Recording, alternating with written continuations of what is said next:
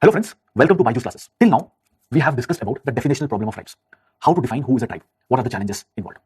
Then we understood the geographical spread of tribes, how India can be divided into different zones as per the tribal population, their population distribution.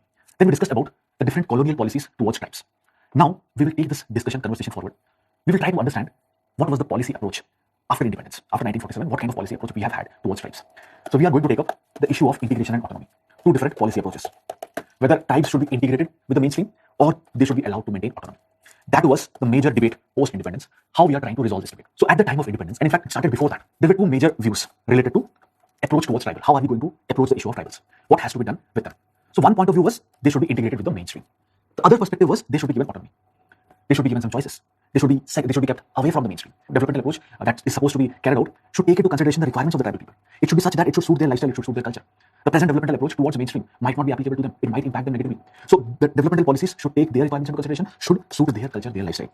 But this approach also had some criticism, or it also had some risks. If tribals are allowed to remain away, if tribals are given autonomy, they are given choices to remain outside the mainstream, it can lead to creation of a divide between the mainstream and tribals. Already there is a divide. This divide can increase. The gulf can get broadened. So the divide will increase between mainstream and the tribal population. Apart from that, it will also perpetuate different kind of ethnocentric views, narrow ethnocentric views. Views that tribals are backward, they are inferior. These views can always be there. In case this separate compartments were created. One side mainstream, one side you have tribals. It can lead to isolationary tendencies. They're becoming isolated. But at the same time, those who supported this view, they're saying this is something which is required to protect them from moneylenders, missionaries.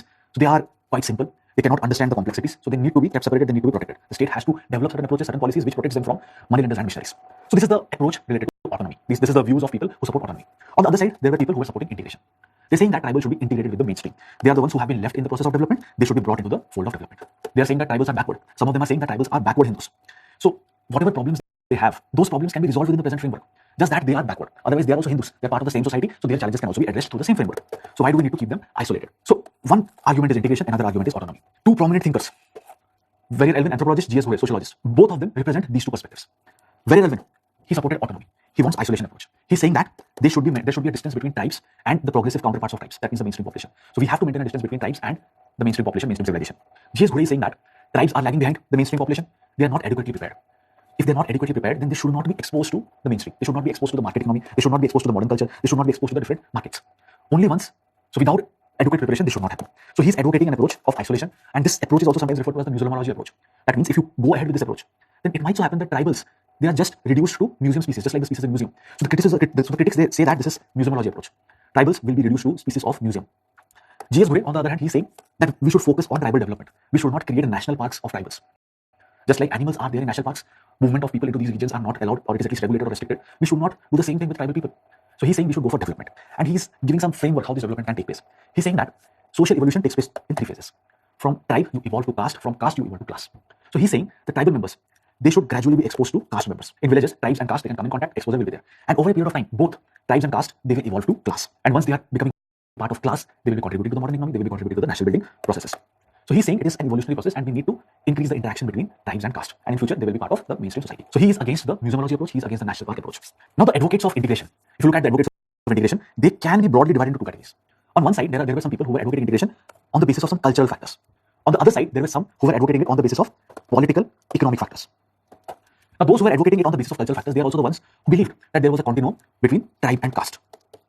So on one side of the continuum, there is tribe, there are tribes, on the other side, there are caste. So there is this continuum. For example, thinkers like SCOI, he's saying that Jana and Jati, they have always existed together. That means tribes and caste, it has always existed together. So what is the requirement of isolating them at present? So integrate them.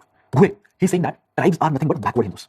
They are part of the Hindu society, just that they have been left behind in the developmental process. So our job should be to integrate them to ensure that they also get the benefits of development. M. N. Srinivas, he says that the lower rungs of the caste hierarchy, they have always been open. They have been open to both caste and tribes. So caste and tribes, not much difference when it comes to the lower rungs of the caste hierarchy. And he says that if you look at the racial profile, if you look at the linguistic profile, tribes and caste, there is not much difference. They are more or less racially and linguistically similar. So why not integrate them? So these are some of the advocates who advocate integration on the basis of cultural grounds. Apart from these advocates, there are some advocates who propose integration on the basis of political economic factors. For example, Surajit Sinha, he says that there's a tribe-peasant continuum. On one side you have tribes, on the other side you have peasants. And peasants require cheap labor. So in society there is a requirement for cheap labor, maybe the tribes can fulfill this requirement. So economic reason why integration should be there. So this is the reason why integration is supported by some members. This is the reason why integration is supported by some scholars, some advocates. But integration does not take into consideration certain angles. For example, integration can lead to neglect of tribes' own needs and desires. We're not taking that into consideration. We have not even decided what they want, and we are imposing integration on them. Integration is more of a top-down approach. these advocates who are supporting integration, they're supporting it at the top. The demand should come from the bottom. People themselves should be willing to get integrated. You're forcing it from outside and that too from the top. Integration can benefit the mainstream. The tribal people might be negatively impacted. For example, the process of integration, what has happened? People from other areas, they are the ones who have moved to the tribal areas. They have taken away tribal resources. Tribal people generally are very simple. They're not aware of the rules, regulations, they're not educated, they're not literate. So they are taken for a ride. Their mineral resources are extracted, the forest resources are exploited, and they are at the receiving end. It has negatively impacted them in some instances. We'll see these instances. There has been increasing land alienation. There has been displacement induced because of development. So integration has had some negative consequences for tribes. We will explore all these dimensions in detail in a while. So this was the debate when it comes to integration and autonomy, whether they should be given autonomy, whether they should be kept in isolation, or whether they should be integrated into the mainstream. But once we are becoming independent, once we started drafting our policies, what kind of policy approach we took up? Our policy approach towards tribals have been designed on the framework of Panchsheel, Nehru's suggestions, Nehru's ideas. So our approach towards tribals guided by Panchsheel, suggested by Nehru. Now what was Panchsheel? What were these suggestions under Panchsheel? Now first suggestion here, tribal people should develop along the lines of their own genius. Alien values should not be imposed on them. So according to their own genius, according to their own capabilities, they should develop. Alien values should not be imposed on them. First. Second suggestion, tribal right on land and forest should be respected. They have been staying there for a very long period of time. Historically, they have been there. So their rights in land, their rights in forest should be respected. Their lives depend on them. Their cultures depend on that. So their rights need to be respected. Third thing, teams of tribal should be trained in the work of administration and development. Tribal people, they're not educated, they might not be aware. So they can be helped with administration and development. So teams of tribal need to be provided some sort of support whenever it is required. Tribal areas should not be over-administered. They should not be overwhelmed with multiplicity of schemes. Don't overwhelm them with bombardment of schemes. So it should not be over-administered. Apart from this, the results that we are getting out of the different interventions, they should not be judged by just numbers. They should be judged by the human character that is evolved. Statistics, fund allocation, it should not be the major criteria when you are trying to evaluate tribal development policies. Rather, how human character you have evolved, that is the major criteria. So indirectly what you are saying, quantitative parameters are not that important. Qualitative development is more important. So qualitative development over quantitative development is the focus. So these 5 points are important. Panchsheel, 5 points. First, tribal people should develop according to their own genius. Alien values should not be imposed on them. Second thing, tribal rights on land and forest should be respected. Third thing, if help is required when it comes to administration development, tribal people should be provided those support. Teams will be trained. They should not be overwhelmed with multiple schemes. Over administration of tribal areas should not be there. Last part, results should be gauged on the basis of how much human capacity, how much human character, how much human potential you have developed, rather than on the basis of some numbers. So our policy has been guided by Panchsheel. So how are we going to ensure tribal development? What should be our approach towards tribals? LP Vidyarthi, he's one of the main architect of tribal development policies in India. He's one of those experts when it comes to tribal development. He suggested that tribal development we can take up on the lines of community development. Community development means a particular area where you will have different kind of projects. Multiple kind of projects will be initiated here. Community development program was initiated after independence, and it was not focusing only on some specific section of population. It was focusing on entire rural development. So a particular area was taken. It will be called as project area. It will be further divided into different zones. Zones will be divided into villages. So, and multiple schemes will be initiated. Multiple policies, different policies which are required in that region will be taken up. So on those lines, tribal development can also be taken up. That was suggested by LP Vidyarthi. So he's suggesting that we should create tribal development areas. School, hospitals, irrigation, vocational training centers, all these basic facilities need to be provided to tribals. Apart from that, tribes can gradually start participating in new system of production. Gradually, the tribal economy will be linked with the national economy. Vidyarthi also suggested that those tribes who are being displaced because of different developmental projects, because of different industries, they need to be immediately rehabilitated. He's saying rehabilitation. He's not saying resettlement. Rehabilitation means you are creating the entire ecosystem. I was staying here. I have been moved here. So whatever ecosystem existed here, it should be created here. For example, here, schools, colleges, healthcare facilities, all these things were there. Now all of a sudden, if you are shifting into a forest, that means this ecosystem I'm losing out on. Rehabilitation means the entire ecosystem needs to be created here as well. So he's saying those who are being displaced because of different developmental projects, because of different industries, they need to be rehabilitated. He says that if we carry out all these things, then tribal people, they will benefit. They will not be victims. They will rather be beneficiaries of this process. And he's saying those tribals, there are some tribes are there who are on the verge of extinction. Some tribes are extremely vulnerable. So LP Vidyarthi says that these particular tribes, they need to be identified, they need to be segregated, and special focus should be given to them. Special care should be given to them. And once they are surviving, once they have started flourishing, then we can possibly introduce them to the mainstream. So first focus is ensuring that they survive. So all these things are being suggested by LP Vidyarthi. So LP Vidyarthi is saying that only if we have a people-centric, viable, enduring tribal policy, then only gradually tribals can be integrated.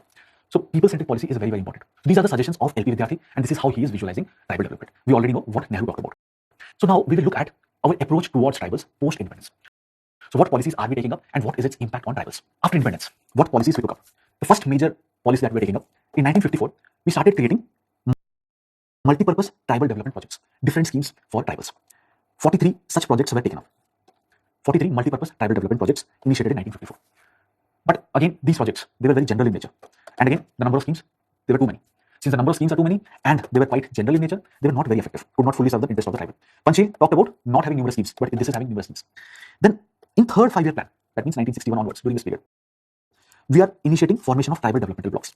So those places where tribal population was concentrated, those places where more than 66% of the population was tribals, those blocks we are specifically targeting, and we are having a targeted approach now. So third plan onwards, by the end of fourth 5-year plan, already we had 504 tribal development blocks. Almost half the tribal population of the country was covered under this. What was the impact?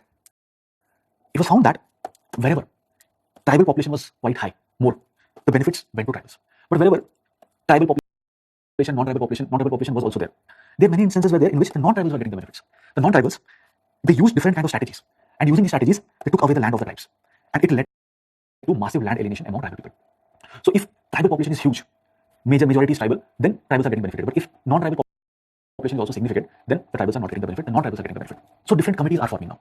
Devar Commission, Shilwa Committee, and these committees are understanding the issues of tribes, and they are suggesting that we should go for a target development approach rather than area development approach. Area development, we are focusing on areas. This particular block, the entire block we focused on. We are identifying that this particular block you have more number of tribals, but the approach is for the entire block. So these committees now suggest that go for targeted development approach rather than area development approach. So direct benefit should be given to tribals rather than to the entire area.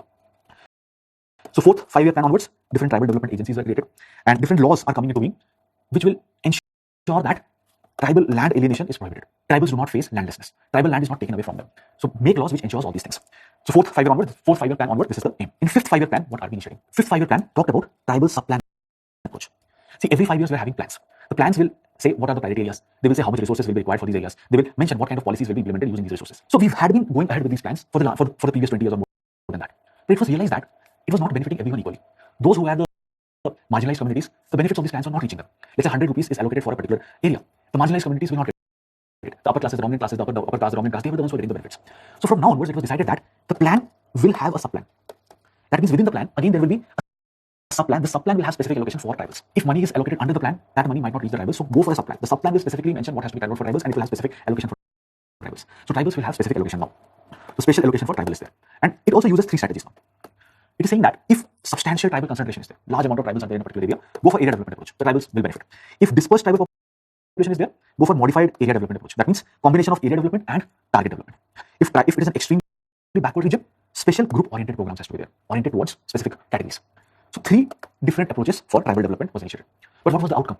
Are we getting some success? It was found that tribal problems did not get resolved immediately. It persisted. Now also it is there. We are talking about fifth 5-year plan. And some thinkers they are saying that maybe the problems got even aggravated. So we are not being able to completely resolve the issues of tribals. Shivaraman Committee was formed. It found evidences of increasing landlessness among tribals. It found out that greater than 15% Adivasi households in Kerala, Karnataka, Himachal, they own less than 1 acre of land. In Andhra, West Bengal, Bihar, 8% did not have even 1 acre of land. So landlessness is a major challenge among tribals. Different committees are pointing it out. But what could be the reason for land alienation? Why they do not have access to land? Why land is being taken away from them? So it was found that in different laws there were loopholes. So we had seen that in fourth 5-year plan, different states are passing laws which prevent taking away of land from tribals. So tribal lands cannot be bought, sold. It was not allowed. But how come tribal alienation is happening? How come land is taken away from them? So now these committees they find out that different laws have multiple loopholes. For example, in Andhra Pradesh, the law had a loophole. According to the Andhra Pradesh law, a tribal member can sell his or her land to tribal only. So in such a scenario, what was happening was sometimes some member of the mainstream population they will adopt a tribal son. They might have a tribal wife, second wife, and then they will take the land from the tribal. In Maharashtra, there was a loophole. The tribal can sell the land if he is medically unfit for cultivation. So fake certificates, how difficult it is to get a fake certificate. So get a fake certificate and get the tribal to sell his land. So land alienation among tribals continued. Different loopholes in the law were used for taking away the land of the tribals. N.S. Reddy found out that in Andhra Pradesh, 51% of the tribal land is actually under the control of non-tribal landlords. So half of the tribal lands, half of the land that was supposed to be for tribals is not with tribals, it is with the non-tribal population. Another important study was by Walter Fernandez. He is understanding the dynamics of development and displacement. Walter Fernandez finds out that between 1957 and 2004, 6 crore people have been evicted from their land. 60 million people, 6 crore people have been evicted from them. But how many of them are tribals?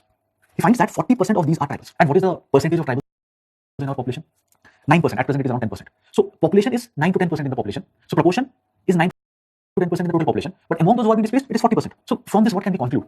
All these developmental projects that are being taken up for different purposes. So benefits of development goes to someone, but price of development is being paid by someone. Your proportion in population is 10%, but among those who have been displaced, your proportion is 40%. And the worst part here, when tribal people are displaced, state has to provide them something in return. State provides resettlement. Resettlement means a one-time compensation can be there. But here also the record of the state is not good. Just 18% of those who have been displaced have been resettled. And one thing here, resettlement is a very basic quantum of money. What is important is people should also be rehabilitated. Resettlement is giving money. But just think about it, tribal people, if they have been given money, how much time they can use this money? Ideally, when people are displaced from one place to another, they should be rehabilitated. The entire ecosystem that was there needs to be created. Whatever services they enjoyed here, they should be provided here as well. Rehabilitation is not happening. Resettlement is happening. Again, in resettlement also, the track record is quite poor. Only 18% of tribals are resettled. And whenever they are resettled, they are generally resettled in land which is having poor quality of soil, inferior quality of soil. It will again impact them negatively. Another major dimension of displacement is the cultural destruction. Tribal people, their culture is geography specific. A particular member of tribe or a particular tribe will be in a particular location. So wherever they are, they will have a very different relation with nature over there. They might worship different elements of that particular geography. They might worship a lake, they might worship a tree, they might worship a hill, a mountain they might worship. So these are all part of their culture. Just imagine the scenario in which they are shifted from this place to some other place. Their elements of worship, their deity. How will you be able to replace that? In this region, they were worshipping a hill. Now you have moved them here. What are they going to worship? So it leads to cultural rootlessness among them. It leads to cultural destruction among them. So tribal culture gets damaged because of displacement. Sometimes tribal people, they are displaced. They might be given some unskilled jobs. But again, tribal people find it very difficult to adopt to these jobs. How can they take up these jobs? They have not been doing these kind of jobs. They were primarily engaged in hunting and other activities. All of a sudden, you have provided this job. So it becomes difficult for them to adjust to this new economy. So many of them generally drop out. Walter Fernandez says that in Odisha, around 266,000 people have been displaced because of different projects. But only 9,000 were provided jobs. So even those unskilled jobs, not everyone is provided. A few number of people are provided these jobs. Apart from that, in recent times, mines, industries, they require some specific skills. Without those skills, you cannot work here. And tribals, they do not have these skills. And provision for training these skills is also not there. So in such a scenario, these projects that are coming in tribal areas, mines and industries, they're employing outsiders. They're not employing tribal people. So these are the different dynamics that Walter Fernandez explores. A large proportion of people who are displaced are tribals. Resettlement record is not good, and ideally resettlement should not happen. Rehabilitation should happen. Displacement leads to cultural destruction among tribes. They are shifted from one place to another, but the economic impacts are huge. They might be provided some unskilled jobs, but it becomes very difficult for tribal people to exploit out to these jobs. And in recent times, the kind of jobs that are coming up, they require skills, and tribal people do not have the skills, neither are there provisions for training them. So these are the issues tribal face. Sarnia also studies tribes and also tries to understand the challenges that tribes face because of displacement. What is the result? What is the impact of displacement on tribes? Sarnia finds out that forced displacement among tribes leads to landlessness, leads to homelessness, leads to their being marginalized in society, leads to their joblessness, leads to increasing instances of morbidity, they fall sick more often, loss of access to food security is threatened, access to food gets impacted, and social disarticulation. All these things are the impacts of displacement, development-induced displacement on tribes. These are the exact words of Sarnia. Common property rights are not taken into consideration whenever different projects are taken up. Common property rights are not taken into consideration. Tribals, they're dependent on these common property, for example, for grazing of animals or for other activities. So they're dependent on these common properties, but their rights over these common lands are not respected. Price that is offered for tribal land, it is generally below the market price. And tribal people, they're not educated, awareness levels are also not that high. Tribal people might be provided a lump sum amount of money whenever they are displaced. But tribal people, they lack entrepreneurial skills. If they're lacking entrepreneurial skills, they will not be able to utilize this money in a fruitful manner. So what happens is, in a very small period of time, they will be losing all this money. Many times, tribals are not informed about the possibility of acquisition of this land. So tribals don't know that their land is going to be taken away by the state.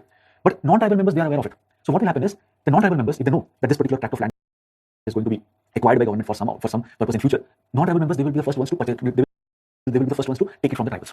And then when the government comes for acquisition, the government is paying the non-tribals, and the non-tribals would have taken away the land at a very cheap price. So elites, they get the information, they purchase the land at a very cheaper rate. So displacement leads to all these problems. And one thing also you can keep in mind when it comes to common property rights, you see all these common lands, common areas. If you look at it, the tribals are more dependent on it than the average general population. Average general population have other means of livelihood, but tribal people, source of livelihood can be that. So for them, it is very, very important. And over a period of time, all these common property resources, they are also diminishing. Their quality is also increasing over a period of time. So if something happens to these common property resources, it is the tribals who get more impacted. And if it is being snatched away from them, they will be moved towards poverty. It will lead to their marginalization. Apart from all these issues that we saw, issues related to displacement induced by development, some other challenges are also there. In case of India, government has had monopoly over forests, and these forests, they are exploited for mineral resources. So government has the monopoly over forests. Tribals, they used to stay over there. Now, if you are going ahead with the development processes, if you are going ahead with exploitation of minerals, government will be giving the contracts to private persons. So in this case, the interest of the tribals gets impacted. Also, during this period, our governments, the state, went ahead with capital-intensive industrialization. So it required minerals, it required power generation. From which places can you get minerals? From where do you extract power? So certain areas were there from where we could get all these things. Certain areas where all these resources, specific resources, are concentrated. Minerals and power generation. Power generation through coal. So for example, the Chotanagpur region, Jharkhand, Chhattisgarh, Odisha, some part of that.